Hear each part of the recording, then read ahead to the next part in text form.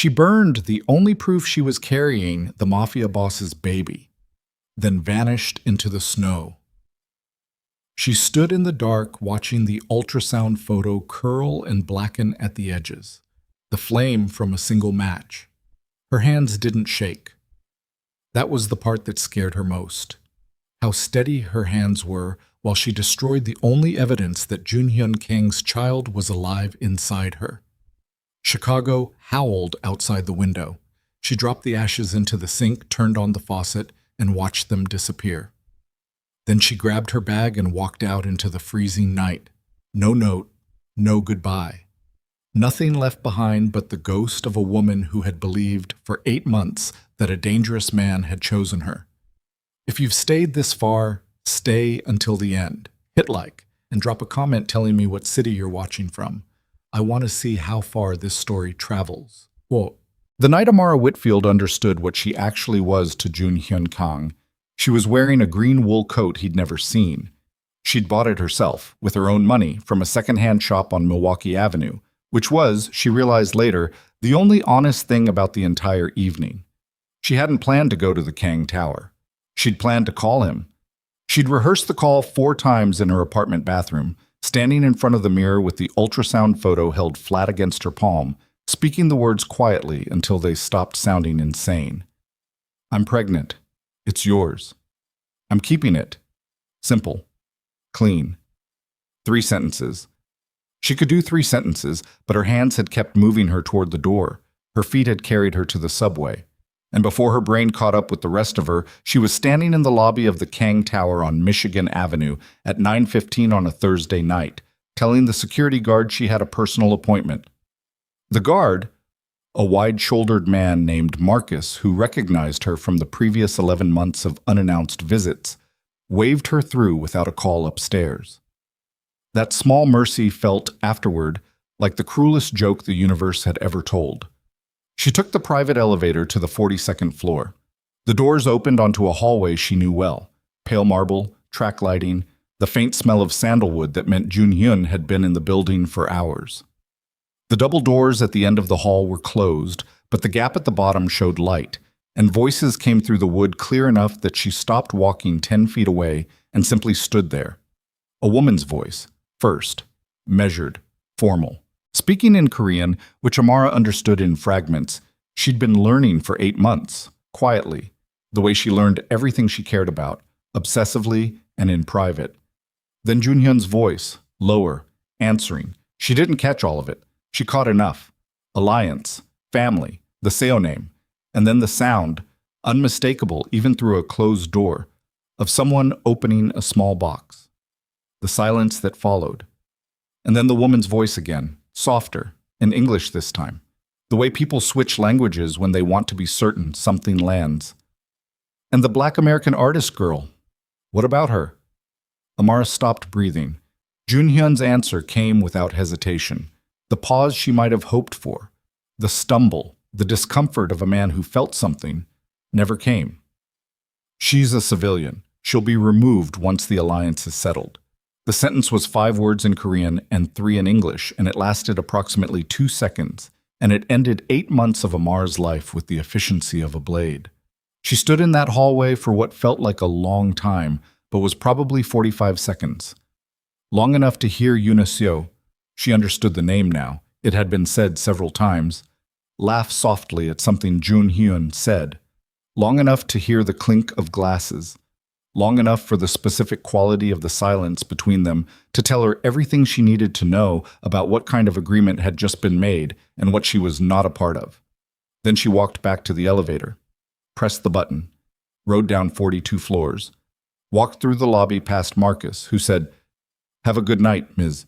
Whitfield," and she said, "You too," because some part of her body was still running on automatic, still performing the basic social functions of a woman who had not just been reduced to a problem requiring removal. Outside, the wind off the lake hit her like a fist. She didn't cry. That came later, and it wasn't the kind of crying she'd expected. Not the collapse, not the gasping. It was quiet and cold, and it happened in the bathroom of a 24-hour diner on Wabash Avenue where she sat at a corner table for 2 hours, drinking black coffee she didn't want. working through the architecture of what she was going to do. The ultrasound photo was in her coat pocket. She'd brought it to show him. She took it out and laid it flat on the table and looked at it for a long time. The image was 12 weeks along, a small curved shape, imprecise, barely more than a shadow. The technician at the clinic had been warm and efficient and had printed 2 copies. Amara had put one in her nightstand drawer and carried the other everywhere for 6 days, waiting for the right moment. She stared at it now and tried to understand what carrying this child meant inside the world she'd just been told she was being removed from. She wasn't naive.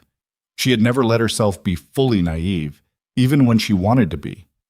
She knew what Jun Hyun Kang was. She had known from the first week, the way rooms changed when he entered them, the men who moved around him like orbiting weight, the phone calls he took in other languages in other rooms.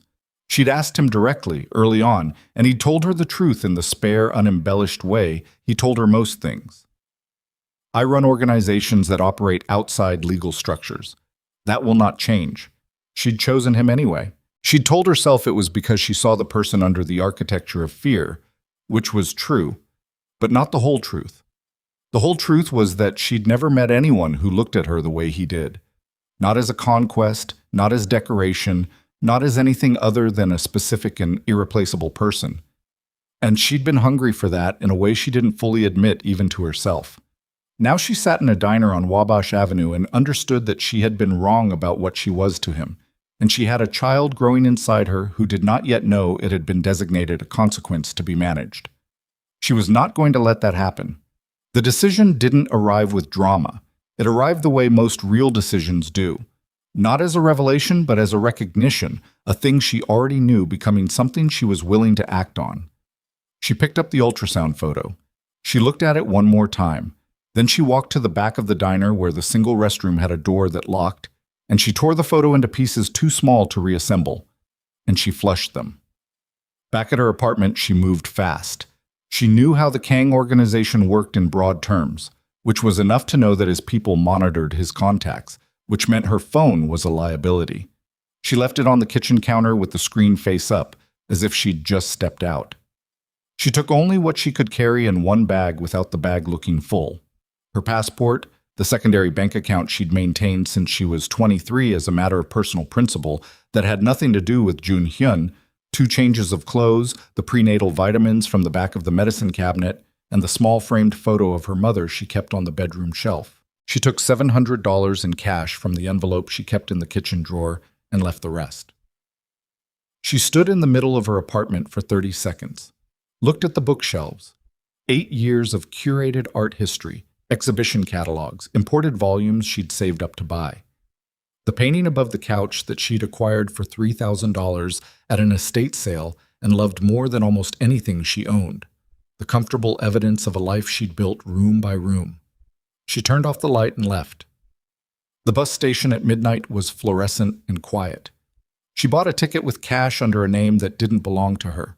A small deception she'd once learned from a self-defense class instructor who described it as the oldest kind of protection, and the one most women never think to use until they need it.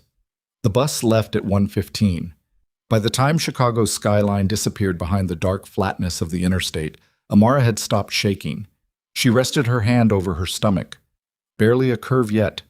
Nothing anyone could see. "I'm getting you out," she said, very quietly, to no one and everyone. "That's the only thing I know how to do right now." The bus rolled northeast through the snow. She arrived in Boston on a Friday morning in January when the city was gray and raw and cold in a different way than Chicago. Wetter, the cold getting into the joints. She found a furnished room in Dorchester through a bulletin board posting that asked for cash and didn't require ID beyond a first name. She gave the landlord, a compact Haitian man named Gerard, who watched her with quiet, measuring eyes, 6 weeks up front and told him she was recovering from a difficult situation and needed peace. He looked at her for a moment, nodded, handed her the key. "You need anything fixed, you knock," he said. "You need to be left alone. That's also fine." She became Ava Collins. The name had belonged to a college roommate who'd moved to Edinburgh and dropped off most grids, close enough to her own rhythms that she could inhabit it without friction, different enough that it broke the clean thread of Amara Whitfield's documented existence. She found part-time work at an art framing shop in Jamaica Plain, where the owner cared only that she showed up on time and understood the difference between archival and non-archival materials. She found a sliding scale prenatal clinic 2 T stops away. She stopped wearing anything fitted. The weeks passed with the grinding, exhausted discipline of a woman running on logistics and willpower. She did not allow herself to think about Jun Hyun.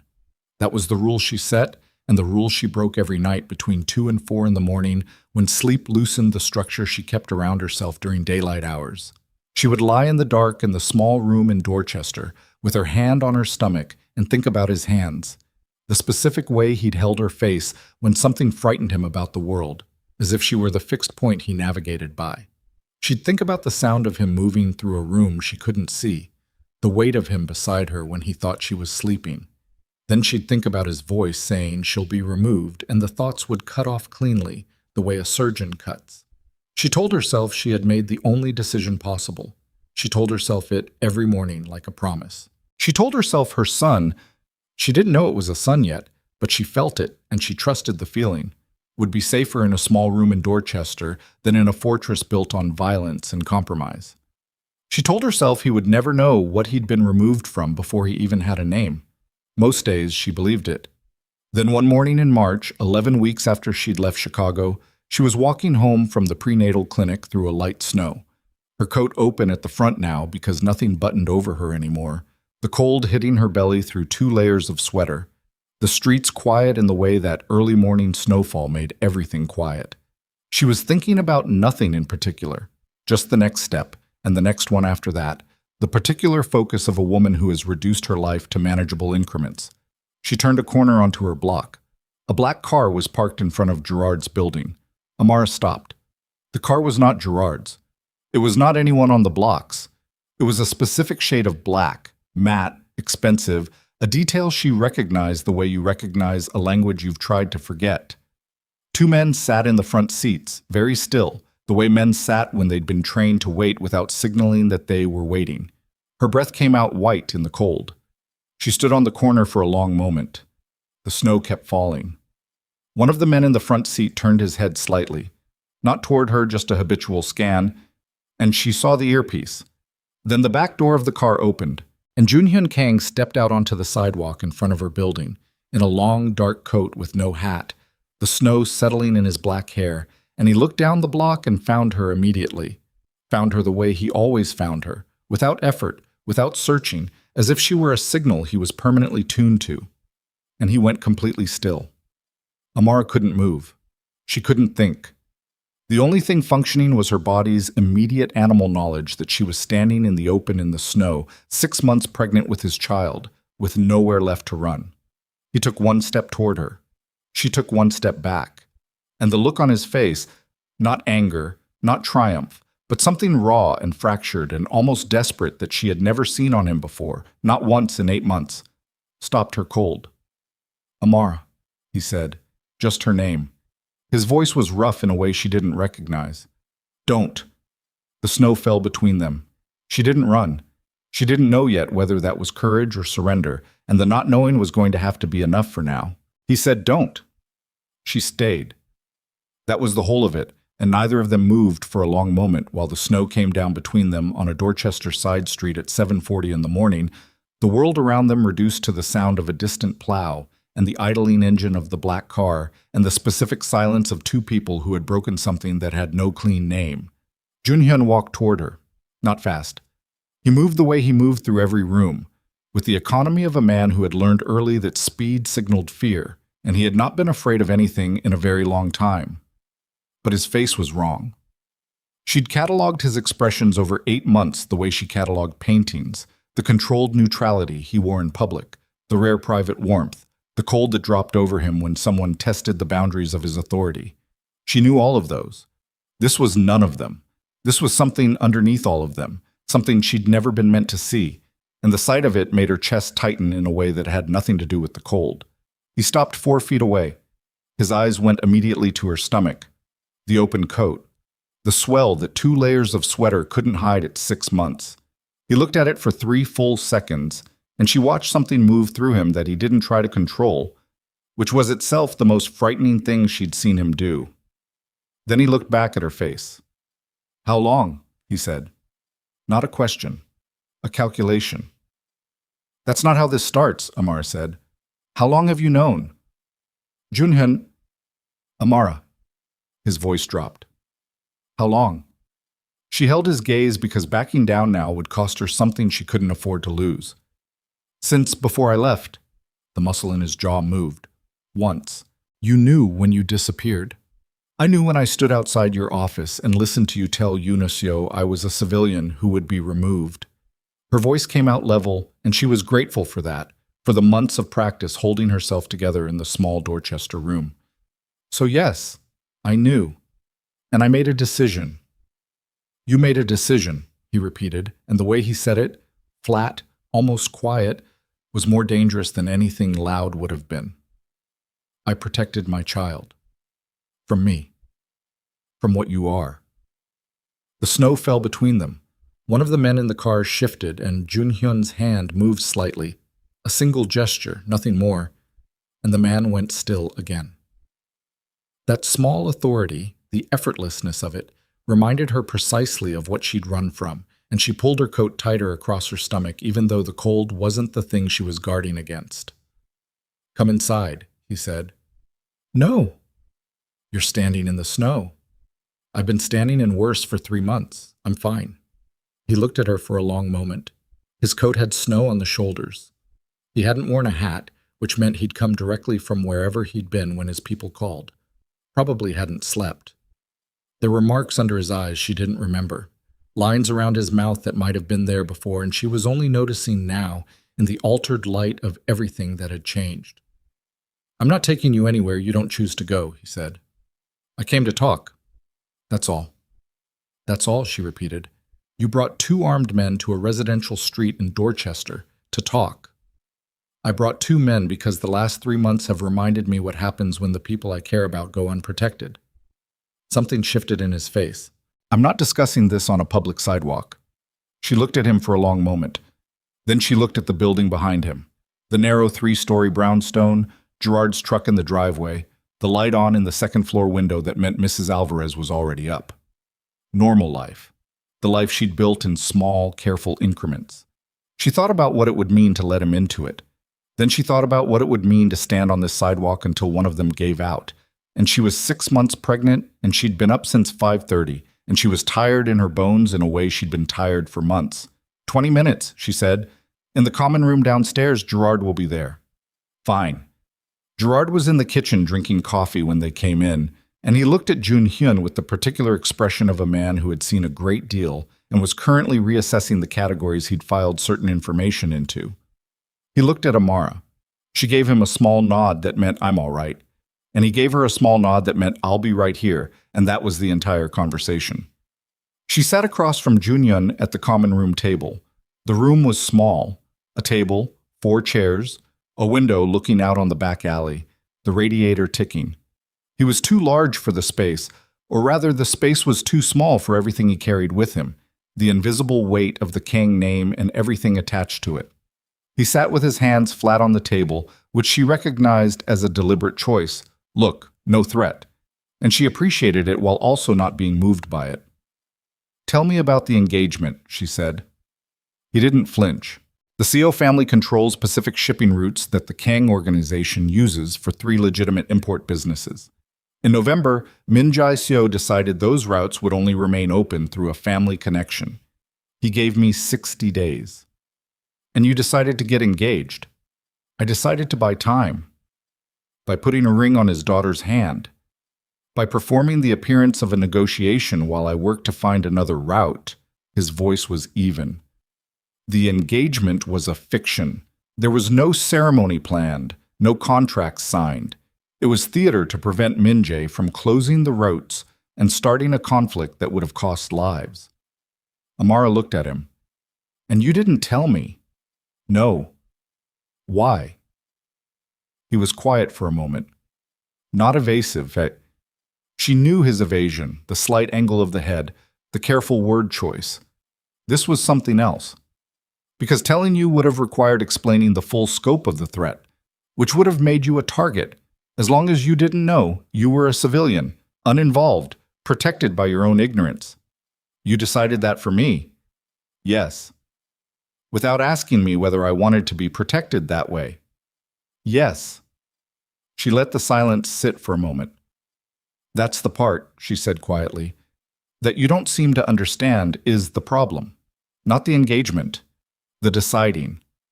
You looked at my life and my safety, and you made choices about both without once considering that I might have something to say about them, that I might have been able to help, that I might have... She stopped, pressed her hand flat on the table. You removed my ability to choose, and then you're surprised that I exercised the only choice I had left. His jaw was tight. You burned the ultrasound photo. She went still. We found the residue in your apartment, he said. The sink, the ash pattern. His voice didn't change, but something in his eyes did. You destroyed it before you ran. You didn't want me to know you were pregnant. No, she said. I didn't want you to use it. That landed. She saw it land. The slight tightening around his eyes, the half-second where he lost the careful control. You thought I would use our child against you. I thought you would use our child to bring me back, and that the bringing back wouldn't be about me. It would be about the heir, the continuation of the Kong name, and I would become...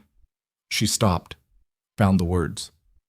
Another asset, another piece of the organization, another civilian to be managed. That is not...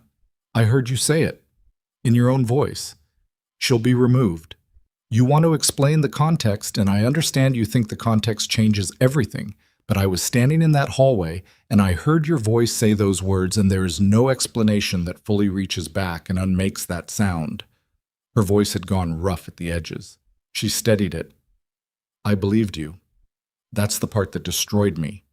I believed that when you looked at me, it was real. And then I heard what you sounded like when you were talking to someone who actually mattered in your world. Junhyun was very still. The engagement was political, he said finally. What I said to Yoona Seo was said for her father's benefit. Min Jae-so had people in that building, Amara. In the hallway. In the lobby. Everything I said in that office that night was performance. She stared at him. I couldn't know you were there, he said. If I had known... He stopped. Something crossed his face that she didn't have a word for. The look on your face right now tells me that doesn't help. I understand that. I'm not asking you to. I'm not asking anything. I'm telling you what was true. Performance, she said.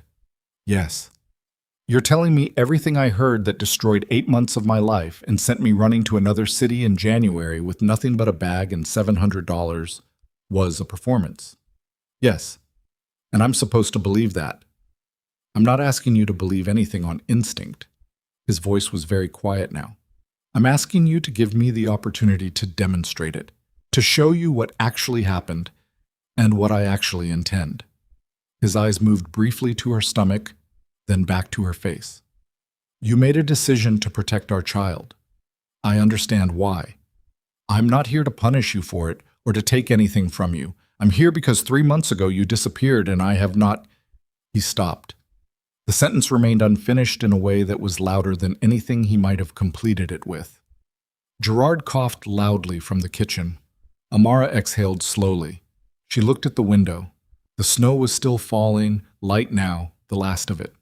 She thought about the room upstairs, the small bed, the vitamins on the windowsill, the prenatal appointment card pinned above the desk, the life she'd constructed from nothing in 11 weeks. Safe, contained, entirely hers. She thought about being tired, the specific exhaustion of running indefinitely, of sleeping with one part of her brain always listening, of building and rebuilding the walls every morning. You need to leave now, she said. I need to think. Amara, I said I need to think. She met his eyes. You found me. I'm not running again. Well, there's nowhere left that you wouldn't find, and I'm too tired and too pregnant to try. But I am not going anywhere with you today. You can come back tomorrow morning and I'll tell you what I've decided. He studied her face for a long moment. Then he nodded once, That precise economic nod that meant he'd received the terms and would respect them, which she knew meant something coming from him, whatever else she'd lost confidence in. He stood, buttoned his coat, looked at her one more time with that fractured expression she still didn't have a name for. "The appointment you have Thursday," he said. "The prenatal clinic on Columbus Avenue. I'd like to come." She stiffened. "You had me watched." "I had you protected. There's a difference." "In your world there is." "Yes," he said. "In my world there is. And our child is going to be born into my world whether either of us finds that comfortable." He moved toward the door, stopped with his hand on the frame. "I'm not the man you heard in that hallway, Amara, but I'm also not going to pretend I'm entirely different from what you know I am. What I am is someone who will not let anything happen to you or that child. Everything else is a conversation we can have." He left. She sat at the table for a long time after the sound of the car disappeared down the street. Gerard came in eventually, refilled his coffee, sat down across from her without being asked. "Big man," he said. "Yes." "He the father?" "Yes." Gerard nodded slowly, turned his coffee mug in his hands. "What are you going to do?" Amara looked at the window. The snow had stopped. The alley outside was gray and quiet. "I don't know yet," she said. But that was the last morning that was true.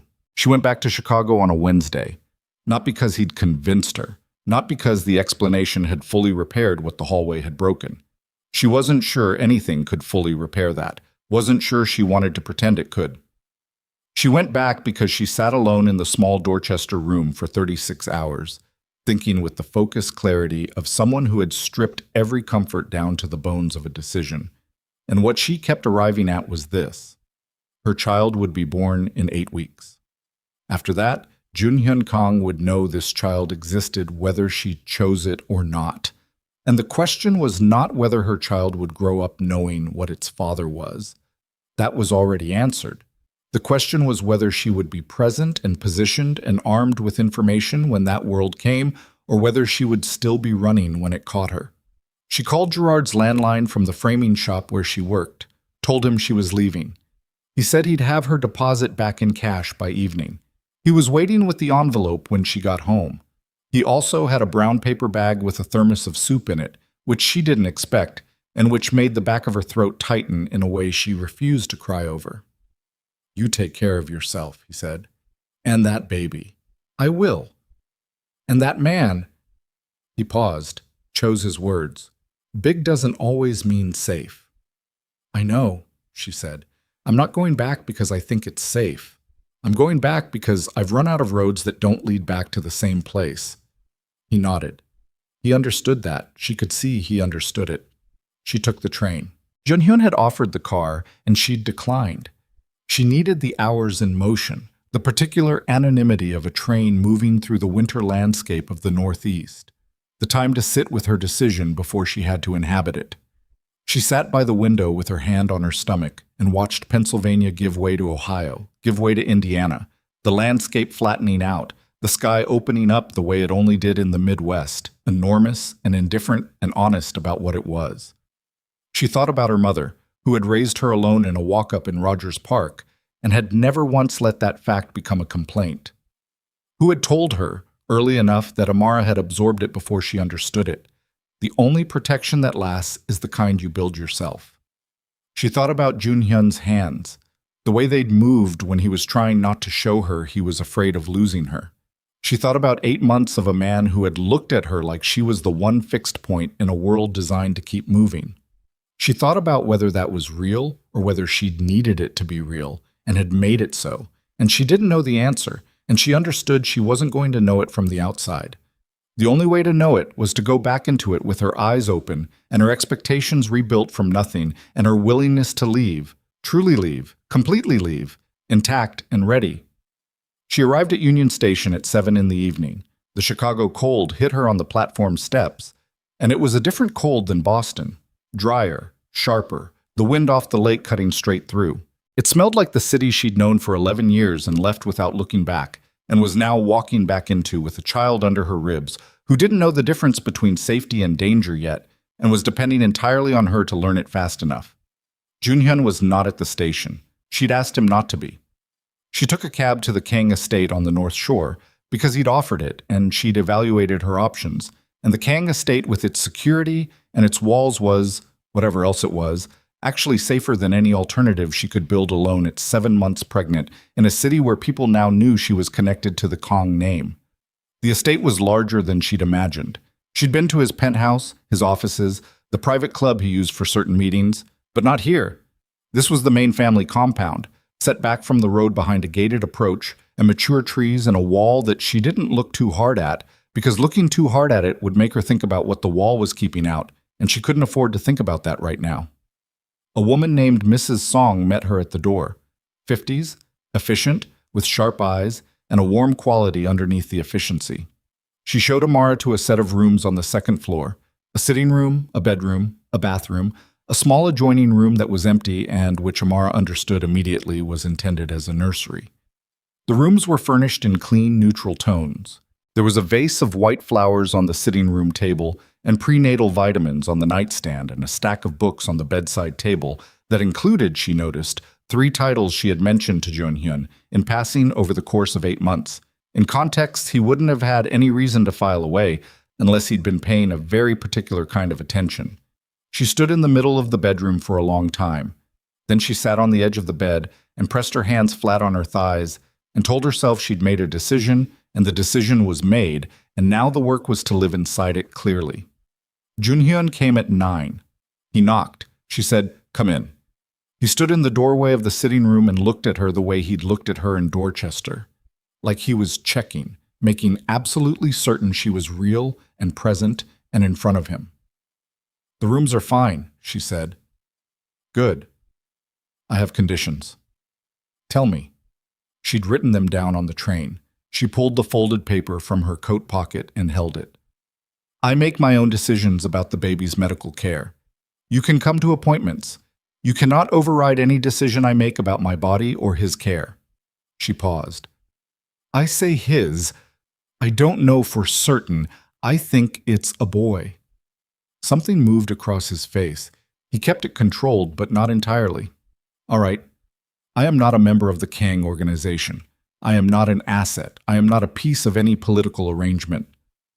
If that changes, if I ever become a tool in a negotiation without my knowledge, I leave. With the baby. And next time you won't find us." "Understood. I want to meet Daewon Park." A pause. "Why?" "Because he's your second, and he's going to have opinions about me being here, and I'd rather know what I'm dealing with than find out the hard way." She looked at him steadily. "I've been finding things out the hard way for 3 months. I'm done with that." Junhyun studied her for a moment. "Daewon is loyal," she said. "I know. Introduce me anyway." He nodded slowly. "Tomorrow. And one more thing." She folded the paper back into her coat pocket. "If you lie to me again about anything that touches my safety or my child's safety, it's over. I won't argue about it. I won't ask for explanations. It will simply be finished. Do you understand that?" The room was very quiet. "Yes," he said. "Then we can talk about what comes next." She didn't know. Sitting in that room on the second floor of the Kang estate, with 8 weeks left of her pregnancy and the whole architecture of a decision she'd made with open eyes settling around her, that the conversation about what came next was already happening in another part of the house.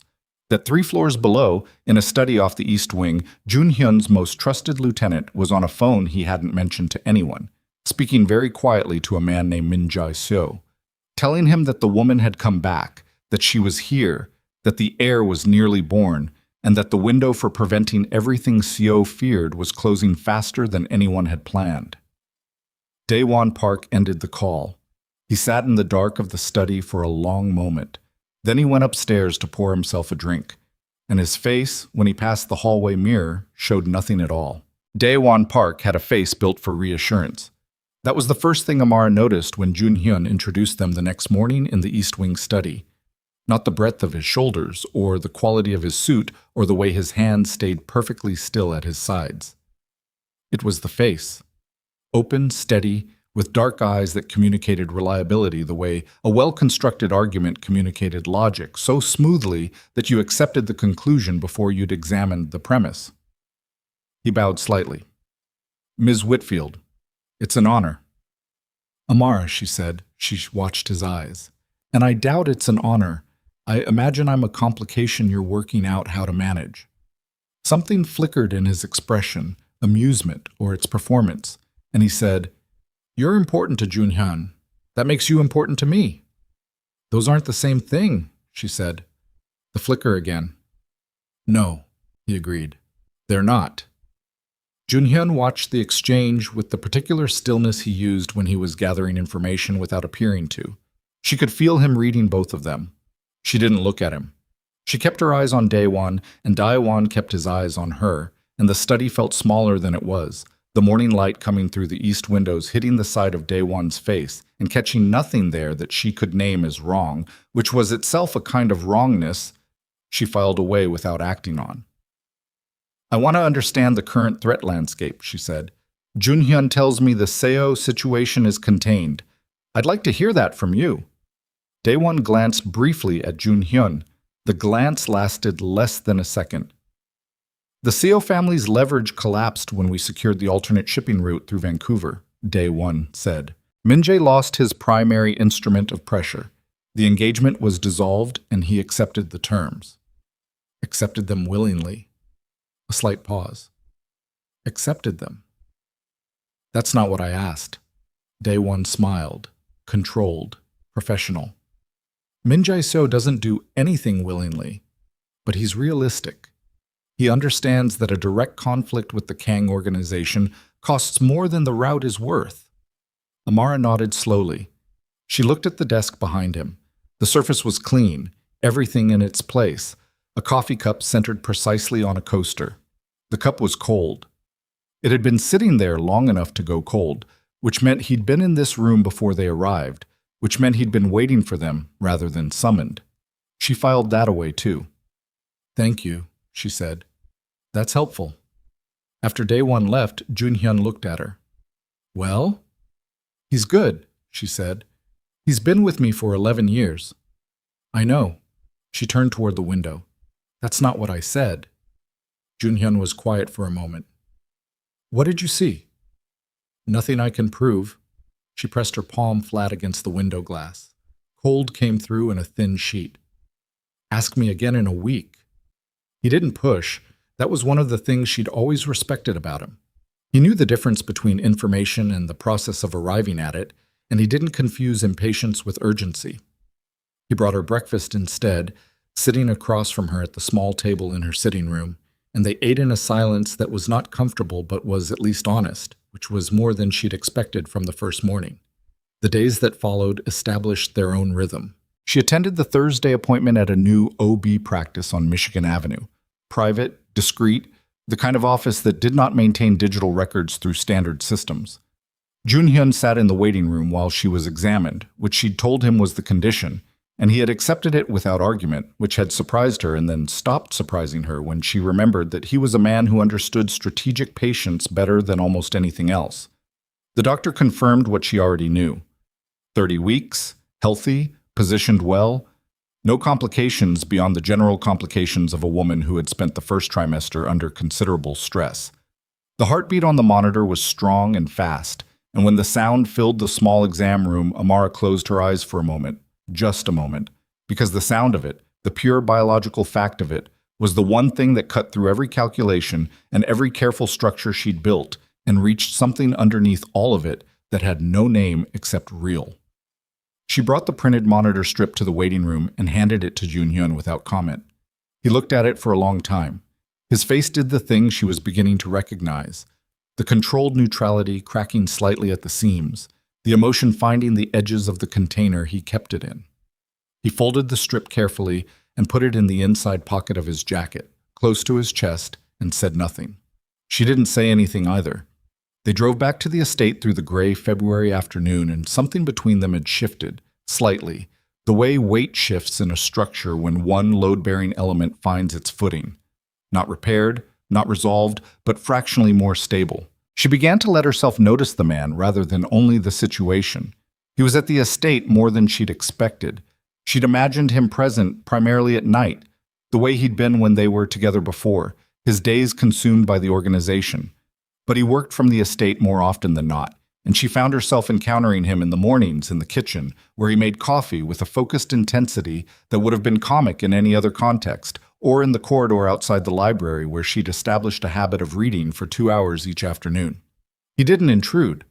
He had the discipline not to intrude. But he was present in the specific way of a man arranging himself around someone else's orbit, careful not to pull while making clear he wasn't going anywhere. One evening, she came downstairs at 2 in the morning because sleep had abandoned her again and found him in the kitchen with architectural drawings spread across the table. Not of the estate, she realized when she got closer, but of something smaller. A layout. Rooms. "What is that?" she asked. He looked up. He wasn't startled. She doubted he was capable of being startled. His awareness of his immediate environment was constant and automatic. But he was, she thought, slightly caught. "Plans," he said. She came around the table and looked at the drawings. A nursery.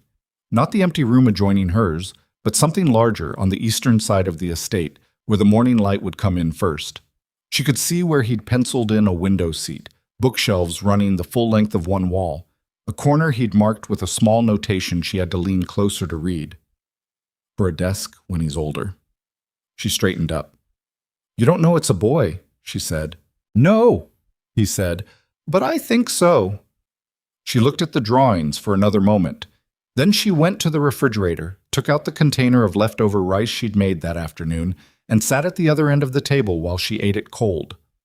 He rolled up the drawings and they sat in the kitchen at 2 in the morning in a silence that was, for the first time in as long as she could remember, something close to peaceful.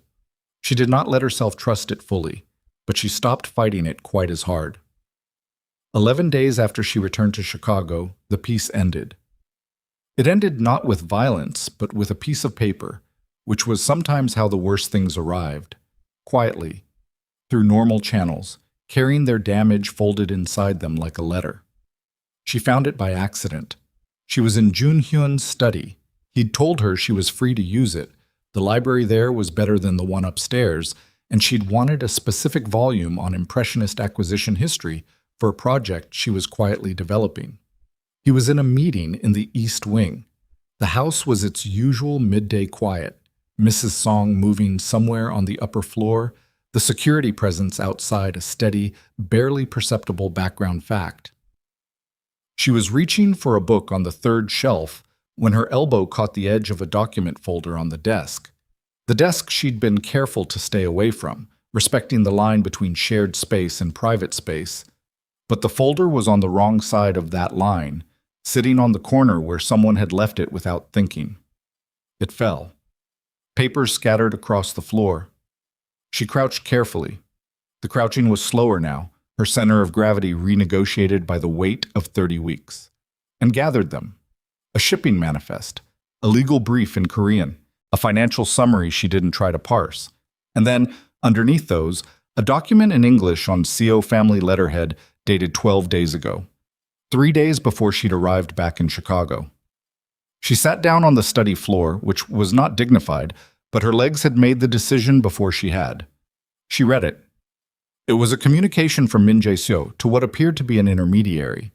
The language was careful, the kind of careful that understood it might be read by people it wasn't intended for, but the content was clear enough if you understood the context. The CO family had identified the location of the woman carrying the Kang heir. The woman had returned to the Kang estate. This created a compressed timeline. The intermediary was to facilitate access to an inside source within the Kang organization who had already been compensated and was prepared to act. Inside source. Already compensated. She read it again. The words didn't change.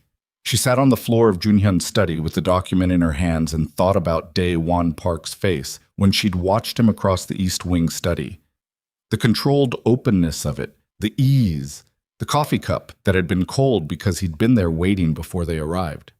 She thought about the glance. Less than a second, a flicker of his eyes to Junhyun when she'd pushed him on whether Seo had accepted the terms willingly.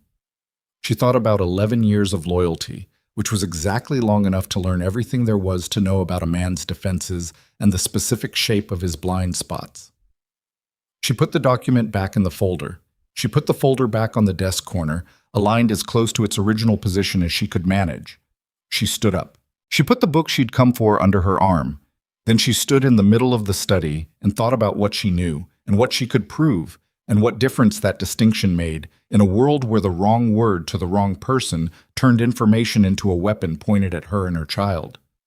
She didn't tell Junhyun that evening. She needed to be certain. Or more precisely, she needed to understand what being certain would require her to do, and whether she was capable of doing it before she handed Junhyun information that would move faster than she could track once it left her hands. In his world, the revelation of a traitor didn't begin a conversation. It ended one. She spent the evening in her rooms reading nothing, the book open on her lap as cover while she thought through the architecture of what she'd found. She thought about the timeline.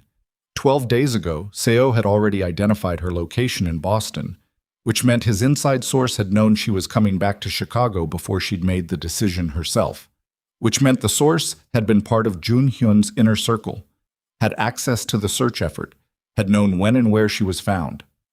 Day one had been present for all of that.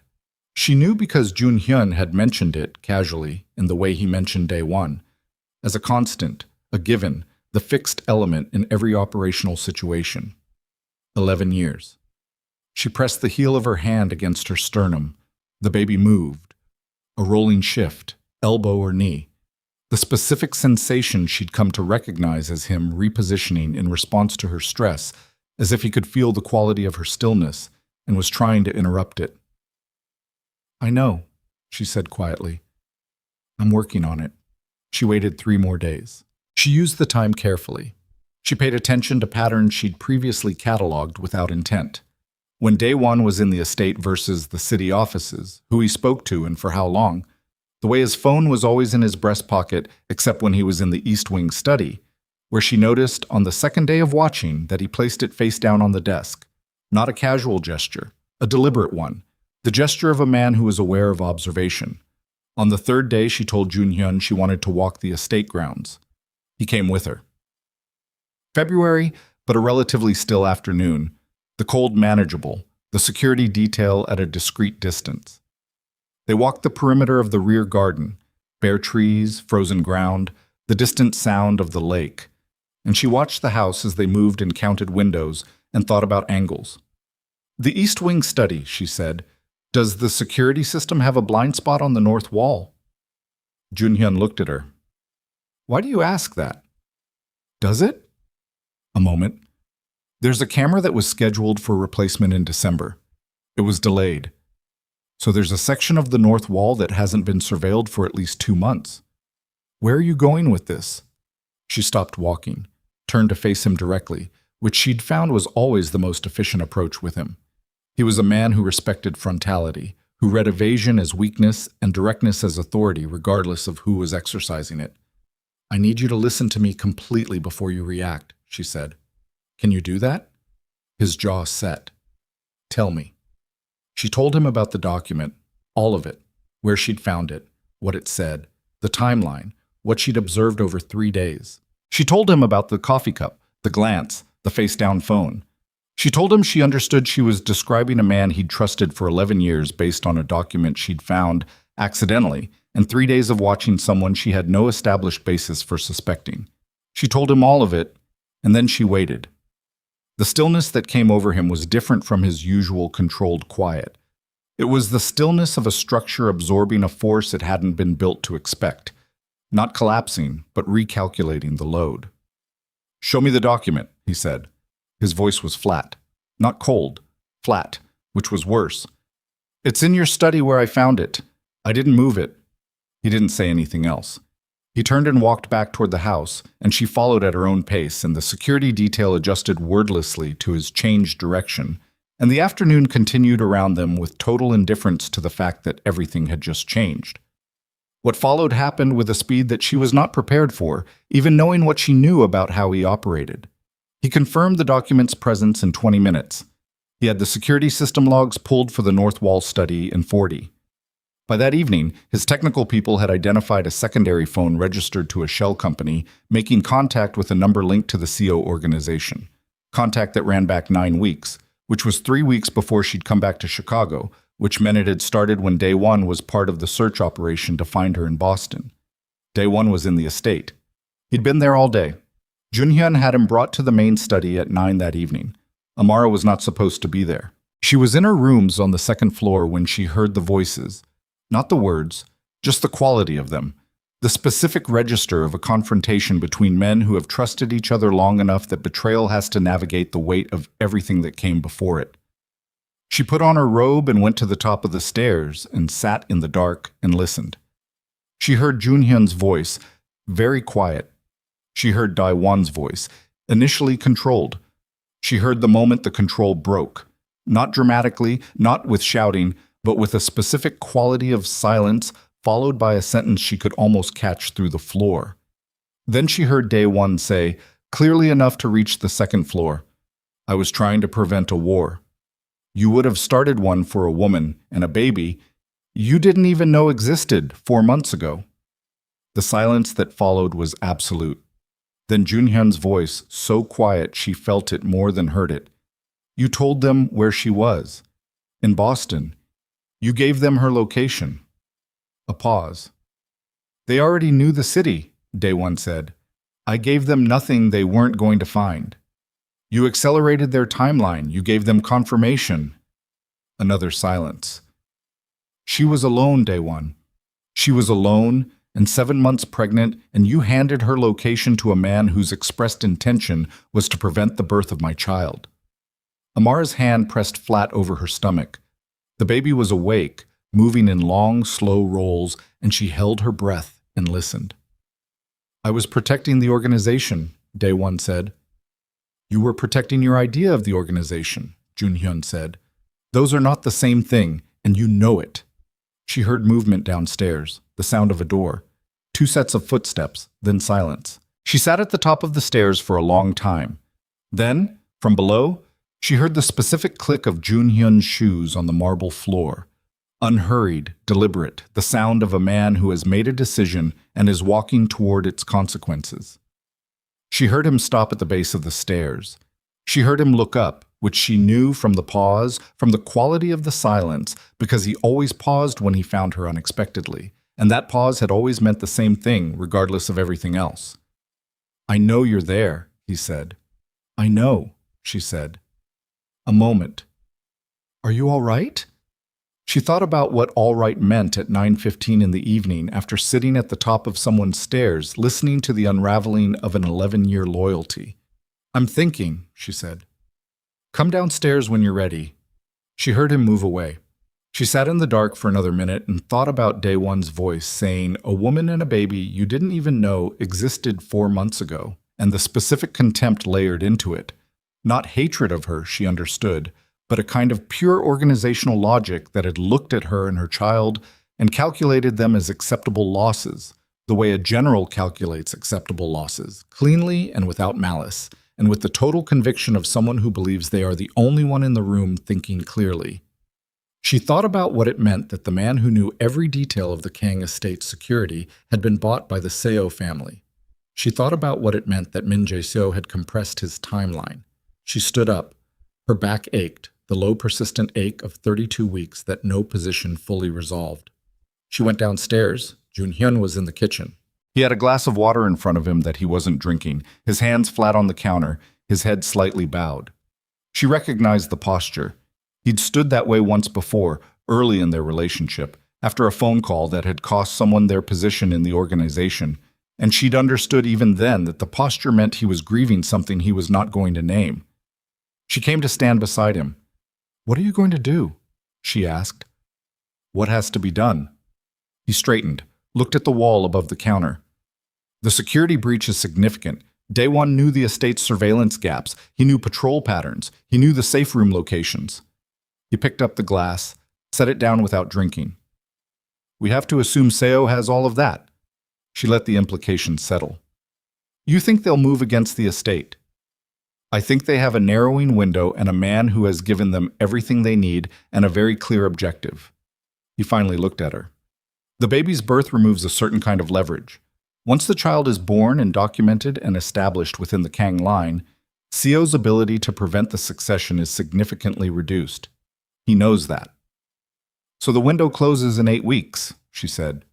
Probably less. The kitchen was very quiet. The refrigerator hummed. Outside, the security lights cast pale rectangles across the frozen garden, and somewhere on the perimeter a guard moved in his regular pattern, and all of it, the routines, the walls, the elaborate constructed safety of the Kang estate, felt suddenly like it was made of something much thinner than it had seemed 12 days ago when she'd decided to come back. I want to learn the safe room system, she said. All of it, not just which door to go through. The full system, communications, monitoring, backup power. Junhyun looked at her for a long moment. That's not... If something happens and I'm alone with the baby, I need to know how to function inside that room for as long as necessary without depending on someone coming to tell me what to do. She held his gaze. I made you a promise about lying. I need you to make me one about information. No more protection through ignorance. Whatever I need to know to keep myself and this child alive, you tell me. The silence stretched. Then he said, I'll have someone walk you through it tomorrow morning. You, she said. Not someone. You.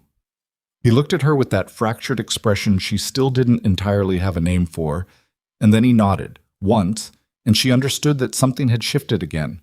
Not between them, but in her, some final residue of the woman who had stood in a hallway 8 months ago and believed she was powerless, burning away cleanly, leaving something harder and more durable underneath. She went back upstairs. She lay in the dark with her hand on her stomach and listened to the estate settle around her, and she thought about Min Jae-seo looking at a compressed timeline and deciding that what stood between him and his objective was one woman and one unborn child, and she thought about what it meant to be underestimated by a man who had never once considered that the civilian being removed might have opinions about the matter. The baby moved. She pressed her palm flat and felt the pressure of a small foot or fist pushing back, and she thought, 8 weeks. Maybe less. Whatever was coming, it was going to arrive before this child did, and she was going to need to be a different person than the one who had burned a photograph and run into the snow when it got here. 3 floors below, in the east wing, a room that had held Daewon Park's personal effects for 11 years was being quietly emptied, and in a house in Winnetka, Min Jae-seo received a single-word text from a number he would delete in 30 seconds, and the word was confirmed, and he set down his phone and told the men in the room with him that it was time to move. The text came at 3:14 in the morning. Amara was awake when it happened. She'd been awake for an hour, the baby pressing against her ribs in a way that made horizontal sleep impossible, sitting up in the armchair by the window with a blanket over her legs, and the estate grounds spread below her in the blue-white of the security lights. She saw the lights first. Not the estate lights. Those were steady, constant, the reliable geometry of the perimeter system she'd spent 2 days learning with Junhyun. Every camera angle, every overlap, every gap that Daewon had known about and that had since been patched with temporary units while the permanent replacements were installed. What she saw was different. A darkness moving through the light. Not one, several. She was out of the chair before she understood she'd decided to move. The hallway was empty. She went to Junhyun's door. 3 doors down, she'd mapped the distance the first week, and she didn't knock. She opened it. He was already awake, already sitting up, his phone in his hand, the blue light of the screen illuminating the angles of his face. I saw them, she said. The East Garden. At least 4. He was out of bed and dressed in the time it took her to cross the room, the speed of a man whose body lived closer to emergency than sleep. He had his phone to his ear before his second shoe was on. He said something in Korean, clipped 3 words, and ended the call. Safe room, he said. Now. How many people know the new access code? He looked at her. 4. You trust all 4. Yes. Daewon knew the old code. Does he know any of the 4? A half-second pause that told her he hadn't fully worked through that chain. Move, he said, and his hand was at her elbow. Not grabbing, never grabbing, but present.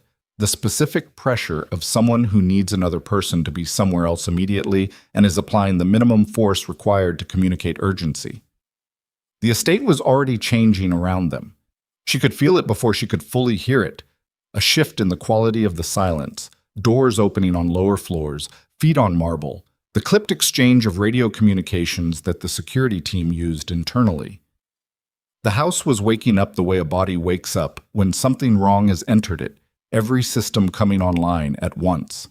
They went down the east corridor, through the door that looked like a wall panel, down a staircase she'd walked twice in practice, and was now walking in the dark with her hand on the rail and 32 weeks of pregnancy altering her balance in ways she was compensating for by feel. Junhyun was just ahead of her, one hand back, maintaining contact, his phone screen off now. The safe room was below the kitchen wing, reinforced, steel-lined, with its own power supply and air system and a monitoring station with feeds from every functional camera on the estate. She'd spent 4 hours in here 2 days ago learning every panel, every switch, every communication protocol. She'd been thorough. She'd been thorough because she'd understood. Sitting in that kitchen listening to Junhyun explain the backup power sequence, that thoroughness was the only form of control she had left. He opened the door. She went in. He followed. "Lock it," she said. "Amara? Lock it and stay." She turned to face him. Her voice was steady. She needed it to be steady, and it was. "You know what they're here for. Locking you in here with me is not a defeat. It's a strategic choice. You can run the response from the monitoring station." His jaw was tight. The light in the safe room was the flat LED white of the backup system, and in it, his face looked stripped of everything except the essential, the lines, the weight, the decision he was working through. "My people are on the grounds," he said. "Your people know their jobs. You being on the grounds instead of in here doesn't make them better at those jobs. It makes you a target." She held his eyes. "This is not about protecting me from what you are. This is about both of us being smart enough to survive the next 2 hours." Something in his face shifted. He looked at her for another second. Then he turned and locked the door. The physical lock, then the electronic bolt, the sequence she'd memorized, and moved to the monitoring station. She sat in the chair beside him and watched the screens. The cameras showed the estate in fragments. The east garden where she'd seen the movement, now empty of visible intruders because they'd moved. The main entrance, intact. The north wall where 2 of Junhyun's security team were positioned behind the stone pillars. The west grounds. The rear approach. The kitchen entrance. Then the power went out. Not a flicker. A clean cut. Everything above them went dark simultaneously, the way it goes dark when a source is severed rather than interrupted. And for 3 seconds, the safe room ran on its own batteries, and then the backup generator engaged and the lights came back at 70%, and the monitoring station rebooted. "They hit the external supply," Junhyun said. He was on the radio. "Chen, status." Static. A voice cutting through it. "North wall is engaged. 2 tangos down, 2 more at the kitchen entrance. Someone's cutting the..." Static. Junhyun's expression didn't change. His hands moved over the monitoring station, pulling the available camera feeds, finding the ones with battery backup. East garden. 3 men moving in formation toward the rear entrance.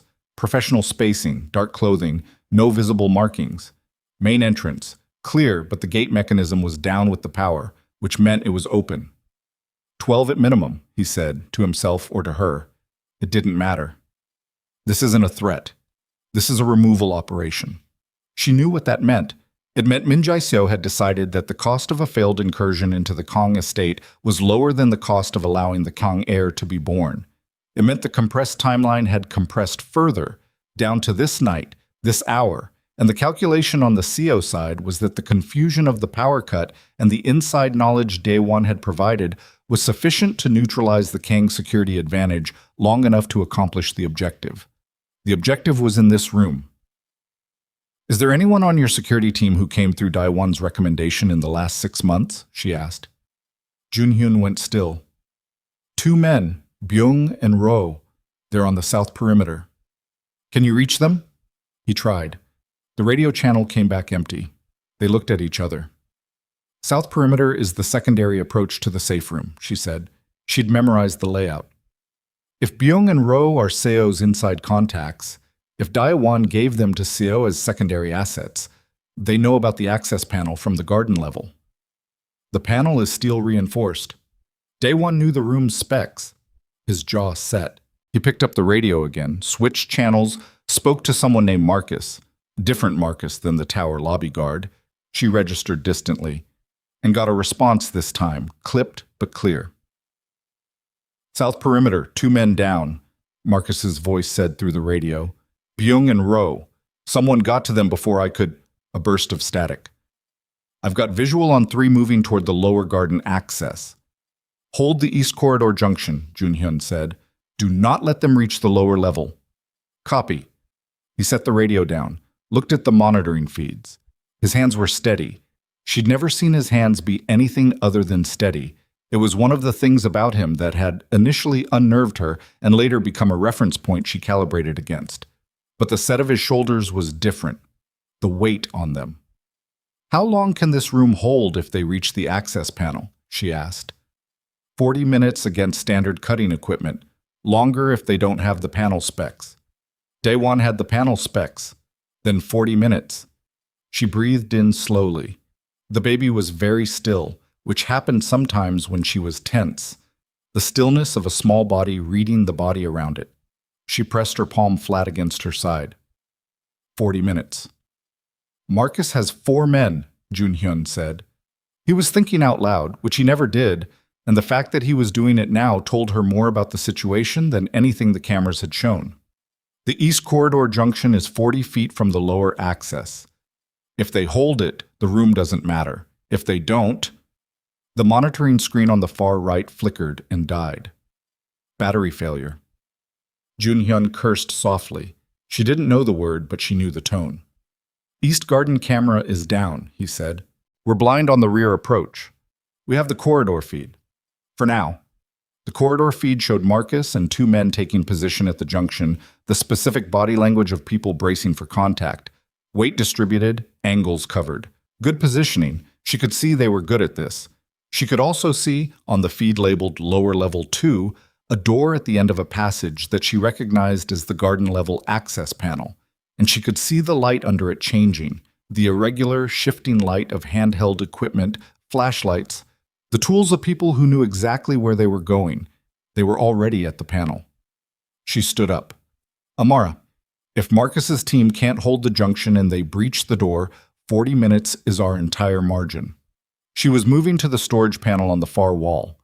She'd noticed it during her orientation, asked what was in it, received an answer she'd filed away without knowing she'd need it. She opened it. Inside, emergency supplies, a first aid kit, a radio unit, a flare kit, and a handgun she'd known would be there because this was a room designed for survival, and survival in Junhyun's world included the ability to defend a position. She looked at the gun.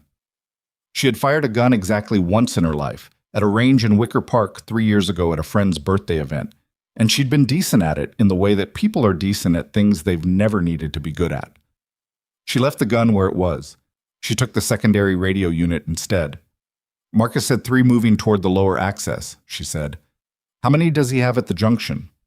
3, including himself. So if the 3 at the panel breach while the others hit the junction simultaneously, they split Marcus's response. He was already on the radio. Marcus, they're going to split you. 2 to your position, 1 to breach the access panel while you're engaged. Do not...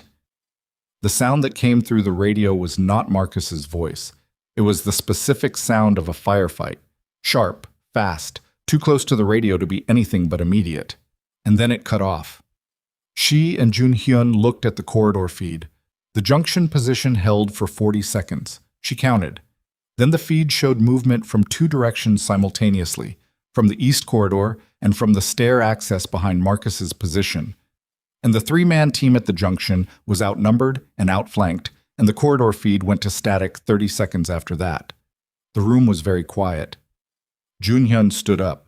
Stay in this room, he said. His voice was completely flat. Do not open the door for anyone who doesn't use the code sequence. 3 knocks, pause, 2 knocks. No one else. You said 40 minutes against the panel. I have men on the upper levels who can reach the lower corridor in how long? A pause. 8 to 12 minutes. And the panel? His jaw was set so tight she could see the muscle working in his cheek. He knew the math. She knew the math. "If you go out there," she said, "you're the primary target. You leave this room and you become what they're trying to reach. Everything they're doing above us is designed to pull you out. If I stay in here, if you stay in here, we survive on the timeline and your upper-level team reaches the lower corridor." She held his eyes. "This room holds. That's what it's designed for. Let it work." But he looked at her with an expression she hadn't seen before. Not the fractured raw quality from Dorchester, not the controlled professional neutrality, not even the private warmth she'd seen in kitchens at 2 in the morning. This was something that lived under all of those. Something that was just a man standing in a room understanding that what he wanted to do and what was correct to do were completely different things, and that someone he trusted was asking him to be the second kind of person instead of the first. He sat back down. She sat beside him. They watched the remaining feeds. She counted her own pulse. Not from fear. She wasn't in fear exactly. She was in something colder and more focused than fear, the specific mental state she'd accessed a few times in her life when the situation had compressed down to a single clear corridor of necessary action. She breathed slowly and counted and pressed her palm against her side where the baby was still and waiting. The sound at the access panel started at 4 minutes. A high mechanical grinding, cutting equipment, as predicted, working through the steel. The sound was transmitted through the walls of the room, faint but unmistakable. And Junhyun's hand moved to the radio, but there was no one to call. The channel was empty. His upper-level team was 8 to 12 minutes out, and the cutting had started at 4. She did the math. She stood up and went to the storage panel and took out the gun. He was out of his chair. "Amara." "I'm not going out." She checked the magazine the way she'd seen it done enough times to do it correctly, if not with fluency. "I'm standing here, in case the math doesn't work out." She looked at him. "Show me the safety again." A beat. He crossed the room and showed her. His hands were over hers, briefly, and she could feel that even his hands were different now. The steadiness was the same, but underneath it something was vibrating, something tightly controlled. "Thumb down to fire," he said. "Both hands, stance wide." "I know." "Don't know, do." She adjusted her stance. He stepped back. She was standing in the middle of the safe room in a maternity robe with a gun in her hands and 32 weeks of pregnancy altering her center of gravity, and the cutting sound from the panel was getting louder, and somewhere above them there were men moving through a house that had been designed to be impenetrable and had turned out to be as vulnerable as everything that depended on trust. The radio crackled. "Boss?" A voice, Korean, young, breathing hard. "Lower corridor, we're at the junction. 30 seconds. Junhyun grabbed the radio. "How many?" "3 of us. We've got 2 of theirs down on the upper level. There are 2 at the panel." "Breach time on the panel?" A pause for listening. 5 minutes. Panel is thicker than they planned for. Junhyun looked at Amara. She looked at the panel door. 30 seconds to the junction, she said. 2 men at the panel, 4 to 5 minutes to breach. Your team hits the corridor, the 2 at the panel are exposed from behind. They'll know when we come through the junction, the voice on the radio said. They'll have to choose. Finish the breach or respond. They won't finish, Junhyun said into the radio. Move. She stood with the gun and listened to the cutting sound and counted seconds, and the cutting sound didn't stop. The 2 men at the panel heard the team coming through the corridor, and they made their choice, which was to keep working, which meant they'd been given a specific instruction about the objective, and the instruction overrode self-preservation, which told her everything she needed to know about what Min Jae-seo had offered or threatened to make them this committed. 40 seconds of cutting. Then voices outside the panel. Not cutting sounds, voices, and the impact of bodies. And she heard the specific crack of a gunshot that was much too close, that was right outside the door. And Junhyun was already in front of her, already between her and the panel with no weapon, because his weapon was still upstairs, and he was standing between her and the door with his hands at his sides and his feet planted and the expression on his face the most purely resolved thing she'd ever seen on a human being. The cutting stopped. Silence. Then 3 knocks. A pause. 2 knocks. Junhyun's breath left him. She heard it, the controlled exhale of a man releasing something he'd been holding in every muscle. "Boss," the voice came through the door. "Panel's clear, 2 down. Lower corridor is secure." He looked at her. She still had the gun in both hands. Her arms were shaking, not from the weight, from the adrenaline processing itself through her body now that the specific corridor of necessary action had ended. Her system, remembering it, was allowed to react. He crossed to her and put his hands over hers and lowered the gun and held her hands for a moment, and neither of them said anything. Then from above them, through the ceiling and the floor and the bones of the house, came a different sound. Not the cutting equipment, not radio voices, not gunshots. A woman's voice, clear, carrying, with a quality of deliberate projection that meant it was intended to be heard. "Junhyun," Yuniseo's voice, "I know you're down there. Open the door and let's finish this, or I'll make sure the next 8 weeks are the last ones she has." The silence in the safe room was absolute.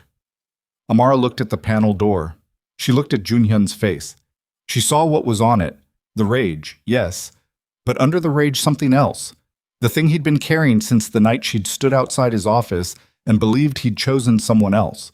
The weight of every decision he'd made in the name of protecting her that had instead dismantled the thing he was trying to protect. She lowered her hands, stood straight. The baby pressed against her ribs, alive and insistent, and completely indifferent to the situation. She made a decision. Not the decision to run, which she'd already used. Not the decision to wait, which she'd already tried. The decision to stop being the thing that other people were fighting over and become, finally, and without apology, someone who fought back. "Give me the code for the upper-level junction," she said. Junhyun stared at her.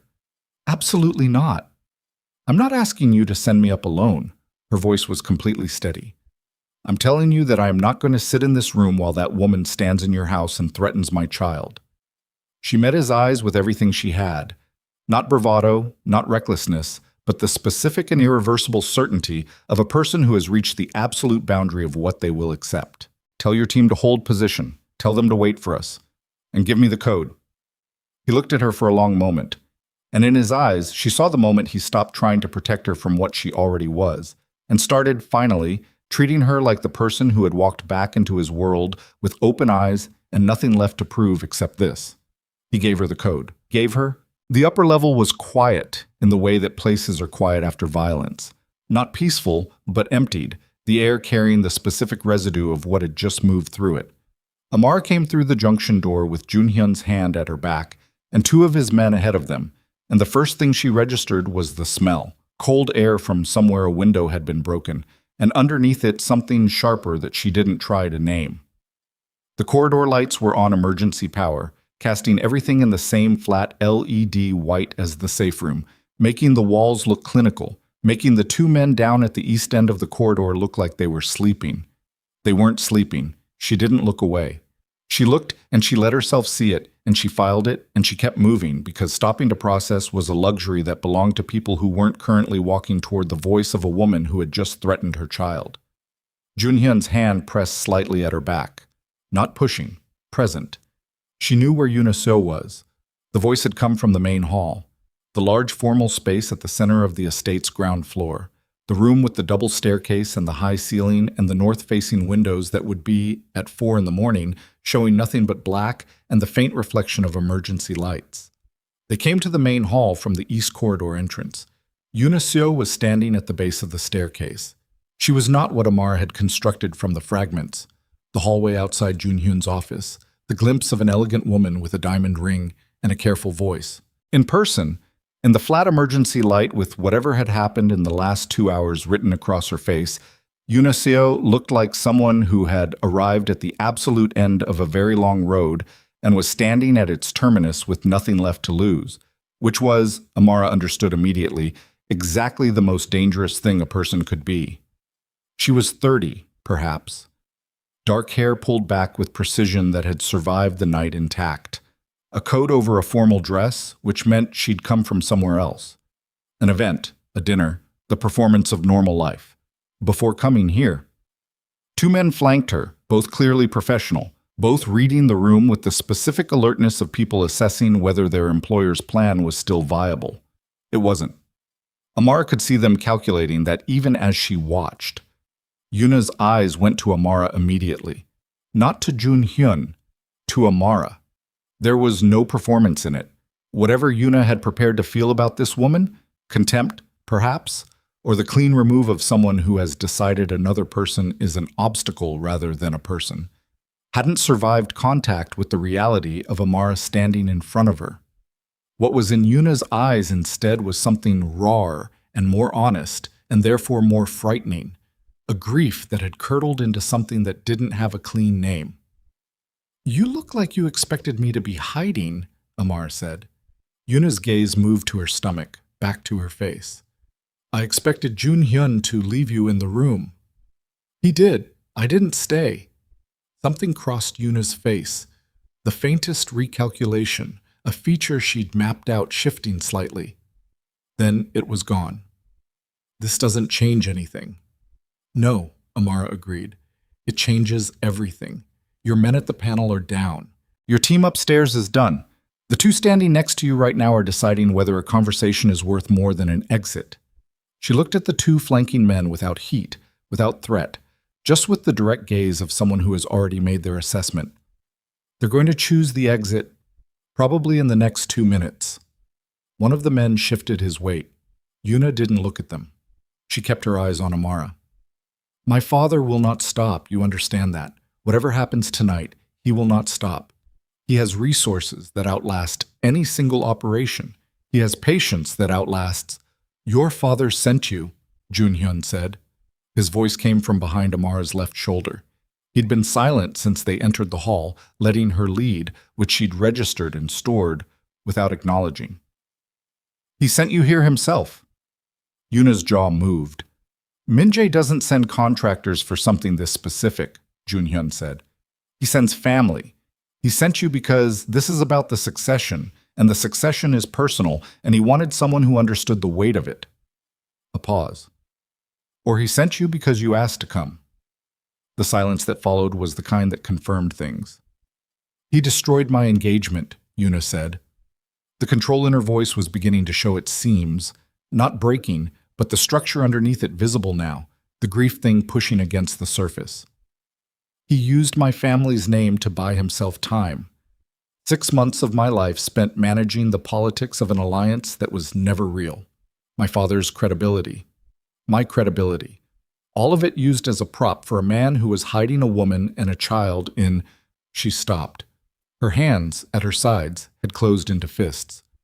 "I am not only my father's instrument." "I know," Jun Hyun said. "Don't."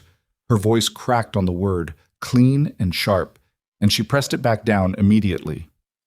"Don't tell me you know. You made a decision and my family was the cost of it, and you never once—" "No," he said. "I didn't. You're right." He moved slightly, coming to stand beside Amara rather than behind her. "The engagement was a fiction I built on your family's name without fully accounting for what it cost you. That was a wrong I owe you an acknowledgement of. I'm acknowledging it." Yuna stared at him. "It doesn't change tonight," he said. "But it's true." The two flanking men exchanged a look. The one on the left made his decision. She saw it in the micro-shift of his posture, the weight moving backward. And he stepped away from Yuna's side 2 steps, enough to communicate that he was removing himself from whatever this had become. The second man followed 4 seconds later. Yuna didn't stop them. She didn't look at them. She kept her eyes on Jun Hyun and then moved them to Amara, and in her face was everything that the night had cost her, and everything that the months before it had cost her, and all of it was real, Amara thought. The grief was real, the rage was real, and it had been pointed in the wrong direction for long enough to bring her to the base of a staircase in a house she'd helped attack, alone now, with nothing left of the operation she'd come with. "What happens now?" Yuna said. Not a question. A statement waiting to be completed by someone else. Amara spoke before Jun Hyun could. "Now, you go back to your father and you tell him what it cost. All of it. The men, the operation, the asset inside the organization." She kept her voice even, not cold, even, which was different. "And you tell him that the Kang heir is going to be born in 6 weeks, and there is no version of the next 6 weeks in which that changes. And you ask him whether what he's protecting is worth what he'll have to spend to keep spending it. Yuna looked at her for a long moment. And if he decides it is, then we'll have this conversation again. But it won't be in this house, and the terms will be worse, and you'll have spent more to arrive at the same place. Amara held her gaze. I'm not telling you what your father will decide. I'm telling you what I know about the math. Yuna Seo stood at the base of the staircase and looked at the woman in front of her. The maternity robe, the absolute stillness, the exhaustion that was present in every line of her but hadn't reached her eyes. And something in her face moved through several things in quick succession before settling into something that was not acceptance and not defeat, but was perhaps the beginning of a person understanding that the story they'd been inside was not the one they'd thought they were inside. She left without another word. Her footsteps crossed the marble. The front entrance opened and closed. Outside, an engine started and moved away down the private road, and then the estate was quiet in a way it hadn't been for hours. A true quiet, earned, the silence of something that has burned through and left the air behind it still. Amara stood at the base of the staircase and let herself breathe. The baby moved. A long, rolling shift, elbow, probably, the specific arc of it she'd come to recognize. She pressed her palm against her side and felt it move again, as if confirming it was still there, still fine, still entirely uninterested in the events of the preceding 2 hours. Junhyun's hand came to rest on her shoulder, lightly. The question in it was clear. I'm standing, she said. Give me a minute. He gave her the minute. He stood beside her while she breathed, and the estate settled around them, and his remaining men moved through the building doing what needed to be done. And neither of them spoke, and the quiet between them was not comfortable, but it was honest, and it was theirs. Then she said, the nursery plans, the ones you had on the table that night. He was quiet for a moment. What about them? The window seat. Put it on the south wall instead of the east. Morning light is good, but afternoon light in that room is better. I checked. He made a sound that was not quite a laugh. Lower than that, rougher, the sound of relief finding the only exit available to it, which was a very small one. South wall, he said. South wall. They stood there for another minute. Then he guided her back to her rooms, his hand at her back the whole way, and she let him because her legs had decided the night was over before the rest of her had. And the elevator, she hadn't known there was an elevator in the east wing, it turned out there was, spared her the stairs. He sat in the chair in her sitting room while she lay on top of the covers fully dressed, and they didn't discuss any of it. There would be time for that. There would be a great deal of time for that, the long accounting of everything that had happened and everything that still needed to happen, the conversations about Min Jae-seo and what came next, and how the Kang organization restructured itself after the wound Daewon had made in it. All of that was coming, and she knew it, and she didn't try to begin it at 4:30 in the morning with her hands still carrying the memory of a gun's weight. She slept. Min Jae-seo received the call at 5:15. He was in the library of his Winnetka house. He'd been there all night, waiting, the way men wait when they've set something in motion and can't do anything except exist in the interval between the action and its result. The call came from the driver who'd brought Yuna back, because Yuna herself hadn't called, and when the driver told him what there was to tell, Min Jae sat with the phone in his hand for a long time after the call ended. 11 men. The operation had run 11 men into the Kang estate and brought none of them back intact, had lost the inside asset it had spent 9 weeks building, had lost the secondary assets it had planted in the security team, and had accomplished nothing except to leave his daughter standing alone in a marble hall explaining herself to a woman in a maternity robe. He was 63 years old. He had built the Seo organization across 4 decades and 2 continents, and he understood something that younger men in his position sometimes failed to understand: the difference between a setback and a signal. A setback could be absorbed and redirected. A signal was the world telling you that the fundamental premise of your strategy was wrong, and the cost of ignoring it was everything you'd spent to arrive at the moment of ignoring it, compounded. 11 men and an inside asset and his daughter standing alone in someone else's house was a signal. He picked up a different phone. He made a call to a number in Seoul that he used for a specific category of conversation. He spoke for 4 minutes. He was not a man who apologized in any direct form, but in the language of his industry, there were constructions that communicated the same information without requiring the word itself. And he used those constructions carefully and thoroughly. And when he hung up, he sat in the library until dawn came through the east windows and told himself that the Kong heir would be born and the line would continue. And the question was now only what position the Seo family occupied in relation to that fact, and whether that position was determined by continued resistance or by the more practical calculation of a man who had lived long enough to know which walls were worth breaking yourself against. He called Yuna at 7 in the morning. She answered on the second ring, which meant she hadn't slept either. "Come home," he said. A pause. "Are you done?"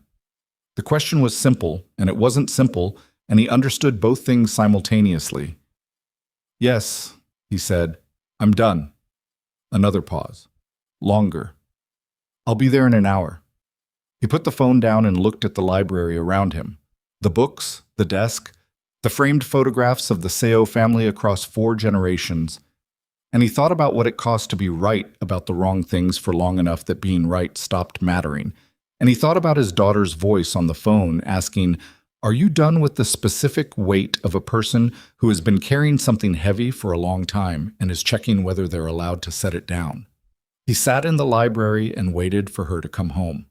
6 weeks later, Amara Whitfield delivered a son at 7 pounds, 4 ounces, at 3 in the afternoon on a Tuesday in March, in a private room at Northwestern Memorial Hospital, with Jun Hyun beside her and Mrs. Song in the waiting room, and the particular quality of late winter light coming through the window that was the first light that fell on the child when he entered the world. The labor was 11 hours, and the last 3 of them were the hardest thing she'd done in her life, which was a significant statement given the preceding 9 months, and she said so to the doctor at hour 10, and the doctor, a calm woman named Dr. Reyes, who had seen everything and retained a sense of humor about most of it, told her that this was correct and she was doing it anyway, which was the only response available. Junhyun held her hand through all of it. He held it hard enough that she could feel the bones of her own hand, which she didn't tell him because she understood he needed to be holding something and she was the right thing to hold. When the child was placed on her chest, she made no sound. She'd expected to. She'd had 9 months of imagining what this moment would produce in her, what it would break open. Instead, she felt something that was too complete for sound, too total. She looked at his face, red and furious and scrunched against the indignity of arrival, and she thought, there you are. Like he'd been somewhere specific and had now found his way to the correct location after a long and complicated journey, which, she supposed, was accurate. Junhyun looked at the child. She watched him look. She would think about that look for the rest of her life. The complete dissolution of every layer of construction the man had ever built around himself. Every wall, every controlled expression, every calculated stillness, all of it gone in the presence of this small, furious person who had his nose and her mouth and had not yet decided what else he was going to be. Junhyun reached out and put one finger against the child's palm. The hand closed around it immediately. Reflex, automatic, the oldest grip in the world. And he made a sound that she'd never heard from him before and hoped she would never need to describe to anyone because there were no words for it that didn't diminish it. They named him Ethan. She had chosen it months ago and told Junhyun one evening over cold rice at the kitchen table, and he had said nothing for a moment and then said yes in a tone that meant it had landed somewhere important, and she had not asked him why and he had not explained. And the name had sat between them since then as one of the things they'd built quietly and without ceremony. Ethan Kang. The weight of the second name was not lost on her. She'd made her peace with it. Not the easy peace of someone who had stopped caring, but the harder and more durable peace of someone who had looked at a thing clearly and decided to claim it rather than be claimed by it. The Kang name was what it was. What it became in the next generation was, in part, going to be determined by the woman who had decided to stop running and start building. The hospital room was quiet in the late afternoon. Mrs. Song came in briefly, looked at the baby with an expression that suggested she'd been waiting a long time for this specific moment, and left without making it more than it needed to be. Junhyun sat in the chair beside the bed with Ethan against his chest, very still, the way he was still when he was paying total attention to something. And Amara lay back against the pillows and felt the specific exhaustion of a body that has accomplished something vast and is now asking for a period of complete honesty about what that cost. She thought about this woman who had stood in a diner on Wabash Avenue at midnight with an ultrasound photo on the table in front of her, working through the architecture of a decision that had felt at the time like the only decision available. She thought about that woman with a kind of tenderness that wasn't pity. She'd done what she understood how to do with what she had, which was the most anyone could say about any decision made in the dark. She thought about Dorchester and the small room and Gerard's thermos of soup. She thought about standing in the main hall of the Kong estate at 4 in the morning in a maternity robe, looking at Yunoseo with the flat emergency lights turning everything clinical, and saying the math like a woman who had accepted that her life now required fluency in a language she'd never intended to learn. She thought about the gun in the storage panel and the way her arms had shaken afterward, and the way Junhyun had held her hands to lower it, and how that specific moment, the steadiness of his hands over her shaking ones, was perhaps the most honest thing that had passed between them, more honest than any conversation, because it contained everything, what they were to each other, what it had cost, what they were willing to hold. The Seo situation resolved itself over the following weeks through channels she was not present for, but was kept informed of, because she had made Junhyun promise there would be no more protection through ignorance, and he had kept that promise with the same discipline he kept every commitment he made, completely, without revision. Min Jae-seo entered into a formal negotiation with the Kong organization in the first week of April, the terms of which gave the Seo family maintained access to certain trade routes in exchange for a public acknowledgement of the Kang succession, Ethan's existence, his name, his position. The negotiation was conducted through intermediaries and took 9 days, and was, by any measure, a capitulation, though no one on either side used that word. Yunoseo sent a gift to the hospital, a small painting, not expensive, not a statement piece, just a painting, botanical, pale green and cream, the kind of thing you'd hang in a room you wanted to feel quiet. No note. Amara looked at it for a long time and then had it hung in the nursery on the south wall beside the window seat, where the afternoon light hit it at an angle that made the colors change between 3 o'clock and 5, and she thought that was the right place for it. Daewon Park had been removed from the Kang organization in the week following the estate breach. She knew only the broad outline of what that meant, and she had not asked for more detail, because there were still territories of Junhyun's world that she navigated by understanding their borders without crossing them. What she knew, he was gone. The breach he'd made had been sealed, and the organization that had carried his knowledge of its internal workings was restructured around his absence with the thoroughness of a system that had learned from a specific failure and did not intend to repeat it. She thought about him sometimes, not with sympathy exactly, but with the complicated honesty she tried to apply to things she didn't fully understand. A man who had served loyally for 11 years and had decided, at some point in those years, that his loyalty was to an idea of the organization rather than to the man who led it, and that the idea justified the betrayal of the man. She understood the logic even if she couldn't accept the cost it had almost extracted. She understood it because she'd done something similar. She had decided in a diner on Wabash Avenue that her idea of protection justified a disappearance that had almost cost her everything she was trying to protect. The difference between her and Daewon was not the logic. It was what the logic had been in service of, and who had been willing to pay the cost themselves rather than assigning it to someone else. In April, she began working again. Not in her old capacity, the curatorial position she'd held at the Meridian Gallery before everything had been dismantled by the preceding 9 months and couldn't be simply re-inhabited. Something new. She'd been thinking about it since the second week in Dorchester, in the spaces between logistics, in the margins of the careful small life she'd been building. The Kang organization's legitimate holdings included an import business with significant connections to the international art market, specifically Korean and East Asian contemporary art, and that market was growing in ways that the people currently managing the import business didn't have the expertise to navigate. She had that expertise. She'd spent 15 years building it. She proposed it to Jun Hyun over coffee one morning in May, while Ethan slept in the next room, laying it out the way she laid out any professional proposition. The market opportunity, her specific qualifications, the structural separation she required between her work and the parts of the organization that operated outside legal frameworks. She was not naive about the complications. She was not pretending the wall between legitimate and otherwise was absolute.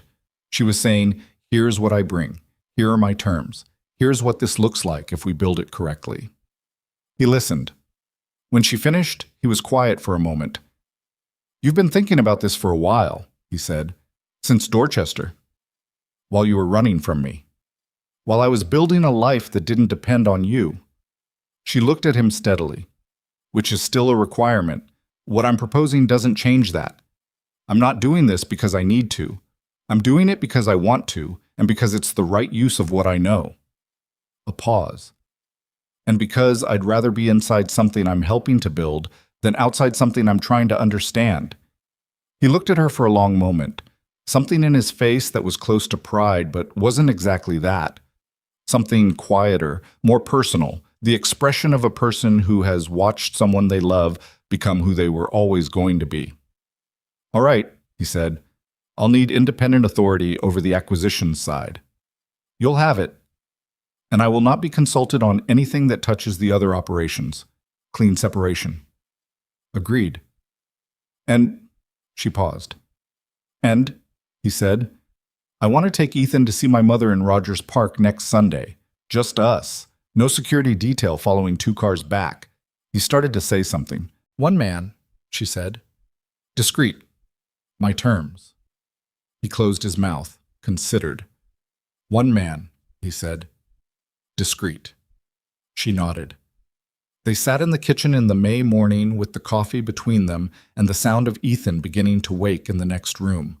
The small, escalating sounds of a 2-month-old deciding it was time for the world to pay attention.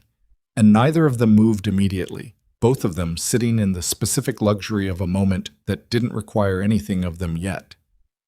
Then Jun Hyun stood and went to get the baby before she could, which he did every morning when he was home, the same way he made the coffee. With a focused intensity that she had stopped finding funny and had started finding essential, the way you stop finding essential things funny when they become part of the structure you live inside. She heard him in the nursery, his voice low and specific, talking to Ethan in the mixture of Korean and English that had become his private language with his son. Not performing it, not constructing it, just doing it the way you do things that are simply true about you. She heard Ethan's sounds change in response, the specific quality of a small person realizing they are being held by someone they recognize. She sat at the kitchen table and looked at the window and the morning coming through it, and the city beyond the estate walls, Chicago in May, the lake somewhere out there glinting in the distance she couldn't see from here but knew was there. She thought about the ultrasound photo curling at the edges in the flame of a match, the ash going down the drain, the bus pulling out of the station at 1:15 with the city disappearing behind it. She thought about all the things she'd believed were endings that had turned out to be the long way around to somewhere she couldn't have found directly. Jun Hyun came back into the kitchen with Ethan against his shoulder, one large hand spanning the entirety of the child's back, and Ethan was looking at the ceiling with the focused intensity of someone encountering light as a concept for approximately the 1,000th time and finding it no less interesting than the first. He sat across from her. The 3 of them were in the kitchen in the morning, and nothing was simple and nothing was resolved in any permanent way because nothing ever was. And the Kang name still meant what it meant, and the world it moved through was still what it was. And she was still the woman who had made certain choices and would carry the shape of those choices for the rest of her life. But she was also the woman who had walked back into the hardest thing she knew with her eyes open, and built something inside it that was hers, and stayed. That was not a small thing. She reached across the table. Jun Hyun looked down at her hand and then up at her face, and she saw on his face the same thing she'd seen in the hospital room when Ethan had closed his fist around one finger. That total dissolution, that complete absence of everything he'd constructed between himself and the world, and she understood that this was who he was underneath all of it, and that she was one of the only people who had ever been given that, and that the weight of that was real, and she was choosing to hold it. She had burned the only proof she'd had, and from the ashes, without planning it, without being able to see it from the diner on Wabash Avenue, or the bus station at 115, or the small room in Dorchester, from the ashes, this. The morning held them. Outside, Chicago went on being what it was. And inside the kitchen, the three of them sat in the light, and for now, that was enough.